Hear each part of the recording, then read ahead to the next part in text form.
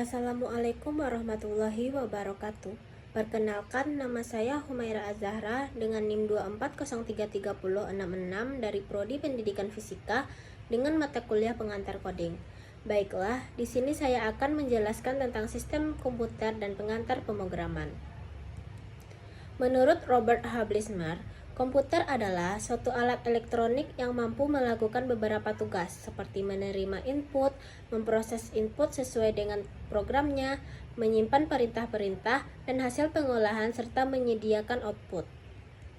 Fungsi komputer saat ini yaitu komputer menjadi alat bantu administrasi, komunikasi, multimedia, pengendali sistem industri, produksi entertainment, periksa kesehatan, kendali perang, dan lain-lain.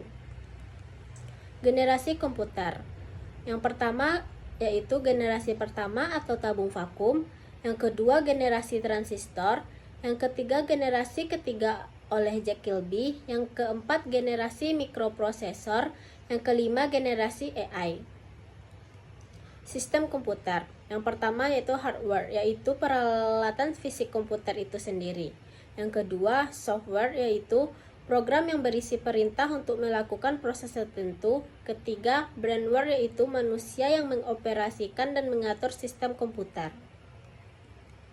Sistem bilangan komputer terdiri dari sistem bilangan desimal, sistem bilangan biner, sistem bilangan oktal, dan sistem bilangan heksadesimal. Fungsi software secara umum yaitu menyediakan fungsi dasar kebutuhan komputer, mengatur berbagai hardware agar dapat bekerja secara bersama, penghubung software yang lain dengan hardware, dan sebagai penerjemah software lain dalam instruksi ke dalam bahasa mesin sehingga dapat diterima oleh hardware. Perangkat lunak terdiri dari dua, yaitu perangkat lunak sistem dan perangkat lunak aplikasi.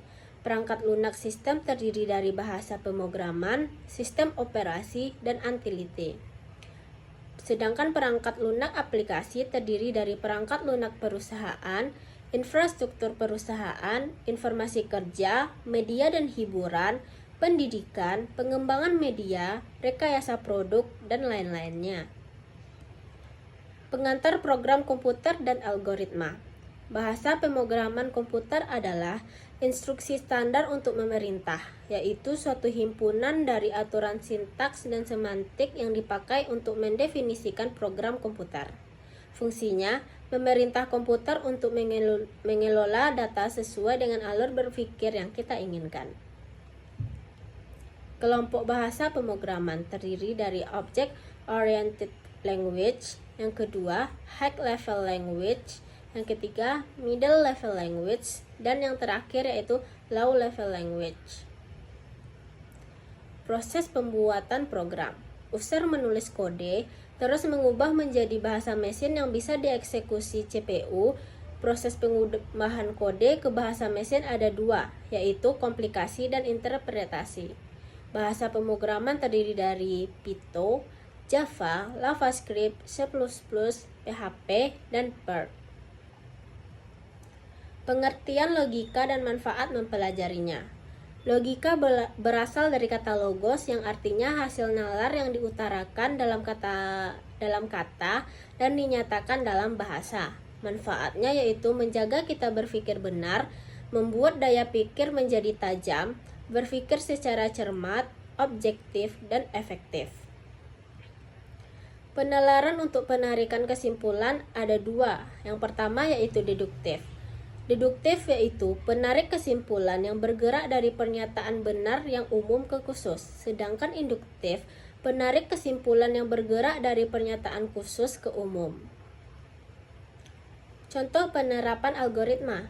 Algoritma berasal dari penulis buku Arab yaitu Abu Ja'far Muhammad Ibnu Musa yang mengemukakan algoritma perutean atau routing, yaitu pesan di dalam jaringan komputer. Yang kedua, algoritma Berensenham untuk mengatur garis lurus atau grafik komputer. Yang ketiga, algoritma Morris-Pratt yaitu mencari suatu pola dalam teks. Model penyusunan algoritma.